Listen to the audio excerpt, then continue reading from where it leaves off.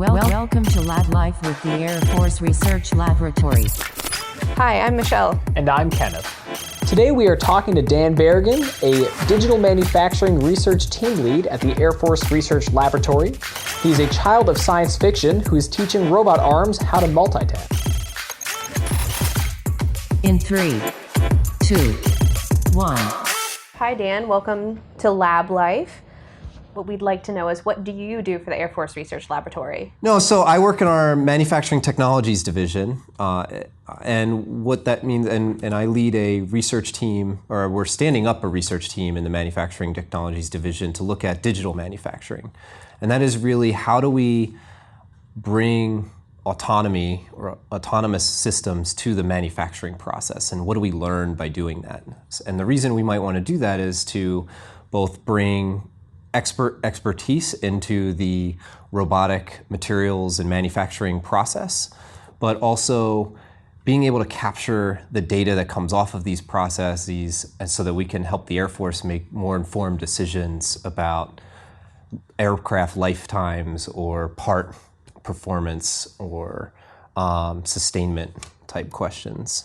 And I can't help but notice that you're wearing a Reading Rambo shirt. So this is casual Friday wear. Actually, my brother found this online and thought it was totally me, which is LeVar Burton dressed up as Geordie LaForge shooting an AK-47 like Rambo. So it's Reading Rambo. So it really distills my childhood down. And don't worry, we'll make sure to get a picture so you can all see this. It is worth viewing yourself. You can get this online. Anyway, not an endorsement or a sponsorship.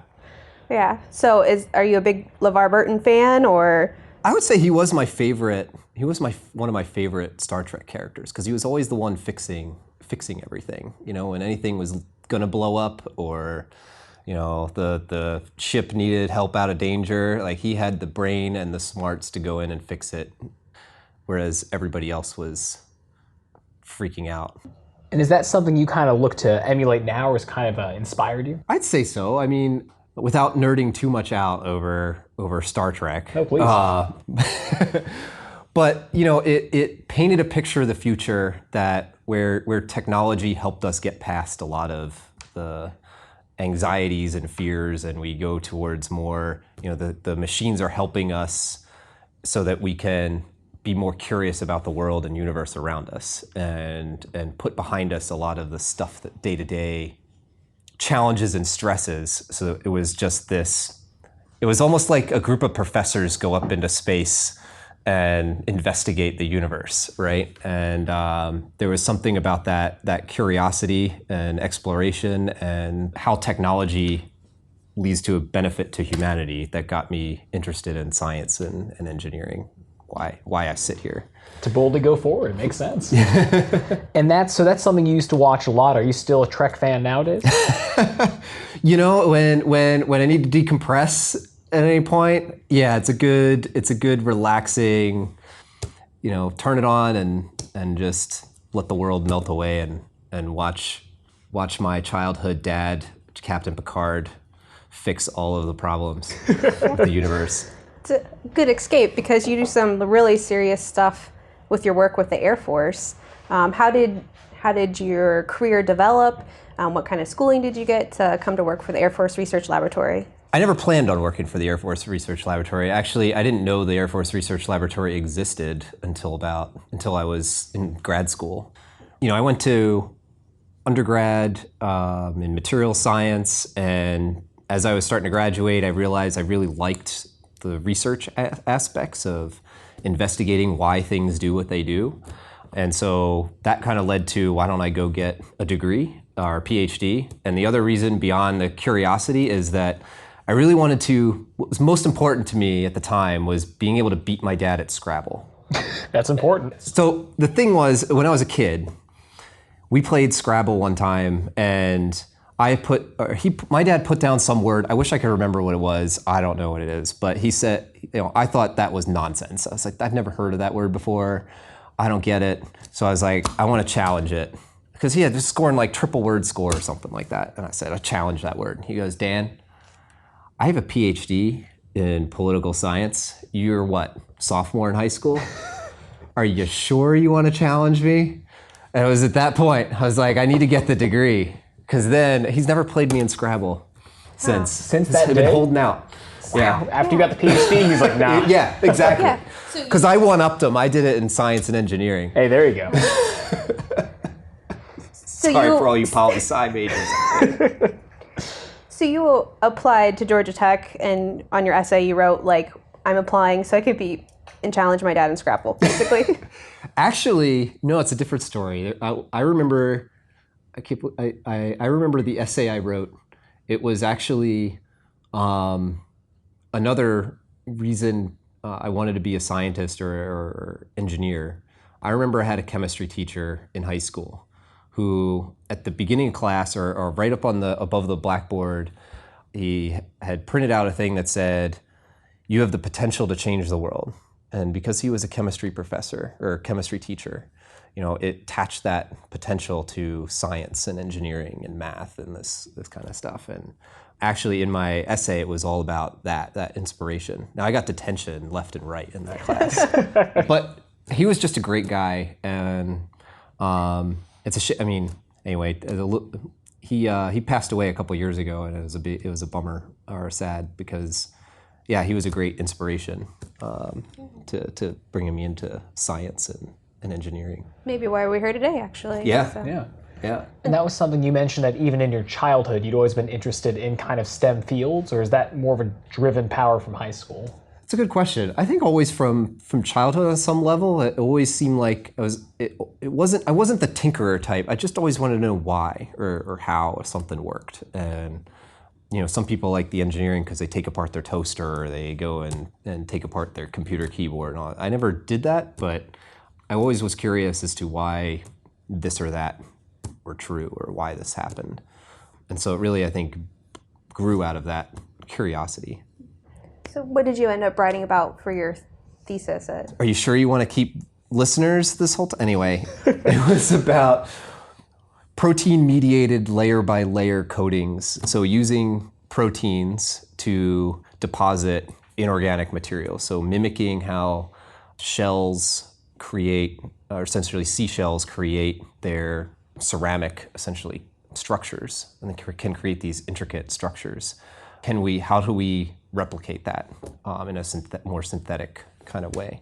And so I use those coatings to then make solar cells out of them. Oh, wow. And looked and investigated their performance and relayed back to why why this process was different than other processes that were used to do that. So with your thesis then, are you still doing work tied to that now? Absolutely not. So, and usually, right, you think about somebody who went to graduate school, gets a PhD, usually their subsequent research and job builds off of that degree. And really, I think for me, the degree was more of a lesson in how to conduct scientific research and how to do the research process than it was the specifics on solar cells and energy and all of that. When I came up to the lab, continued some work on solar cells, and then we got out of that. It started to move more into more higher maturity, and we wanted to get into more of 3D printing of materials. And so we stood up or built an entire lab on about 3D printing and how to 3D print arbitrary materials. So a lot of the 3D printers, if you go buy one on Amazon, it's essentially a hot glue gun put on a robot stage. But how do we go beyond those types of materials? How do we go to materials that the Air Force would care about? Higher temperature, have electronic performance, so you can 3D print electronics. That became more of my work at that point. And then that led to where I'm at now, which is broader than additive manufacturing or 3D printing and more digital manufacturing. So if I have a computer controlling a robot, whether that robot is an articulating arm, or a 3D printer, or a milling machine, a CNC milling machine, all these are computer-driven. Somebody inputs a file or gives the machine directions, and it goes and manufactures some product at the end. And so automation is great from the standpoint of if I'm making 1,000,000 of something and I have to teach the robot how to weld a car door on the side of a pickup truck, and I'm making 1,000,000 pickup trucks, I only have to program it once and it's just doing the same repetitive process. But in the DoD, we don't buy 1,000,000 of something, we might buy 20 of something or 30 of something, and then it's 30 of something different, and then it's 50 of something different. And so from a manufacturing-based perspective, that can be challenging, and it can cost us as taxpayers, it can be more expensive because we don't get to capture as much of that economy of scale that an iPhone gets to benefit from.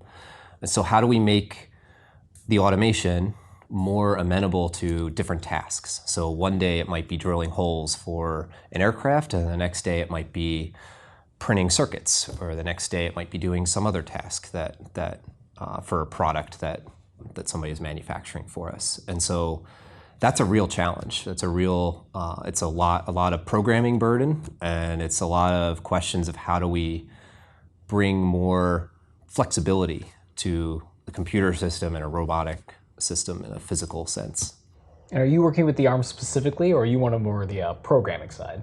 It's a little bit of both. They're both linked together. And so what we're looking to do is pairing a manufacturing process with, say, a robot arm. So say you were drilling or machining a part out of steel or aluminum, and you were to, say, mount that on an articulating robot arm. So imagine your own arm and having a drill on the end of it. How do you program that to do what you want, make sure that what you just machined out is exactly the specification that we need, and then maybe beyond that, how do we learn from that process? So the next time another billet of material comes in, and maybe it's a different design, but maybe you learn that, when I tweak my arm to the left, the drill bit does something unpredictable, it's something I didn't intend. How do I learn from that for the next time? Right now, an expert knows how to do that or remembers that, but how do we impart that expertise into the machine so that it can help aid a novice machinist to become more of an expert machinist? So that's from the manufacturing sense. You see that in robotic assisted surgery. So in the medical community, they're working on training robots to understand how to do sutures from experts, so that a novice surgeon can perform surgery like an expert, right? And so that helps everybody, right? And it's how do you link those sensors with data with the human? How do we connect those dots? Because it's not going to be all robot. There's going to be some human interaction.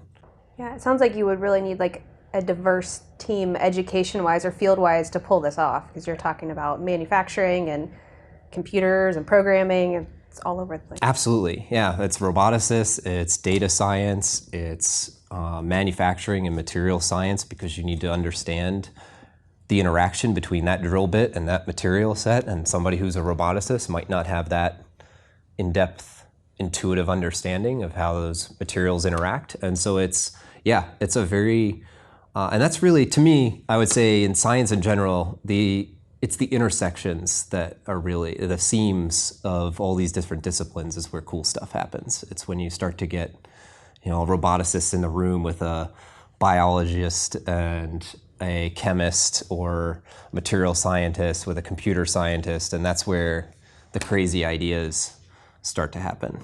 So sounds like an interesting team to lead with a big impact for our Air Force. I hope so. We're looking to connect with the logistics centers, right? Because they have a lot of the internal manufacturing cells, so they do a lot of support for taking care of Air Force assets, right? So plane comes in, it needs maintenance and updating, or the different manufacturing processes. If you want to repaint an aircraft, you go there, right? And so how do we bring some of these robotic tools to bear on Air Force logistics, from the Air Force logistics side? And they're interested in it from the safety, to improve safety.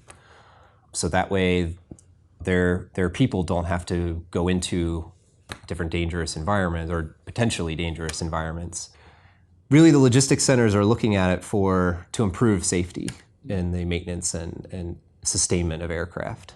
And you kind of touched on it, but is that where you kind of see this going the next, even let's say 5-ish years, much more of a safety focus, or really could take any life of its own depending what you find? I think the safety focus is really what we're doing now. And in 5 to 10 years, it's how do we impart closed loop feedback, and so that if something happens during the manufacturing process, can we fix it? Or can the machine automatically detect and fix it? Can we impart that knowledge from an expert into the machine itself? And so that way they can help, the machine can help guide the process and help the expert improve the decision making of an expert. Yeah, and a lot of people, this is kind of almost like a fan question, you could say, because this is what most people bring up with things like this. So the idea is not to have a machine, let's say, replace someone's job, but be working in tandem, so they could almost be partners. Robots are really good at doing the boring stuff you don't want to do. You know, filling out my travel voucher. Man, I wish a robot could do that, right? And that would free me up tremendously to go think about these more creative, the more abstract concepts and the things that involve critical thinking, and really those are the things that we'd love to do more of, right? And so yeah, it's not, I think think of Siri and these different voice assistants, right? They help you make things take less time, and I think that's really, but they still need you to engage and be part of the process. And so I think that's where that boundary happens. I don't know, but it is going to be, I think it'll be a mix. Something exciting for the future, definitely. And if they could fill out my travel voucher, that would be great. I love that. Just throw that into your mix for us. I will. So we've kind of gotten a slice of you, Dan. I know that we can talk about so many crazy things you've done within the Air Force we haven't even touched in this episode, but if you could help someone along, a student that wants to kind of go on your career path to help make a difference or change in the world, that they're in that chemistry class, looking at that sign, what advice would you give them? Love this question, and the reason I do is because I think in looking back, so I've done a bunch of crazy stuff, you're right. So I never thought as a scientist I'd be doing YouTube videos for the lab, or helping with AFRL Inspire. And I think the advice that best distills something I saw on YouTube, which usually is half the stories I tell involve some video I saw on YouTube. But it was an interview with Steve Jobs.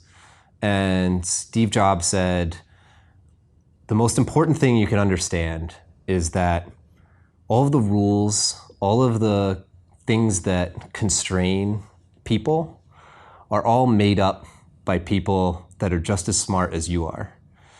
And you can change it. You can influence it. You can bend it to different directions, and shouldn't let it be always this static, constraining idea. So the idea that if you go to a PhD and you always have to do protein-mediated deposition for solar cells, that's kind of a rule, right? Or at least an implied kind of rule. That's nonsense. Doesn't have to be. Because you're a scientist, you can't go run around with cardboard cutouts in the back of your car and talk to them like they're real. You can do that. I've seen it done. To various degrees of success, but you can do it. And it's so much more fun that way. And I've definitely appreciated the flexibility that this place has given me to try those different things. So Dan, thanks for joining us today. For our listeners, if they'd like to hear more about some of the products and videos that you alluded to, they can check out the Air Force Research Laboratory on YouTube, or even follow us on any of our handles at AF Research Lab. And remember, stay curious. Logging off.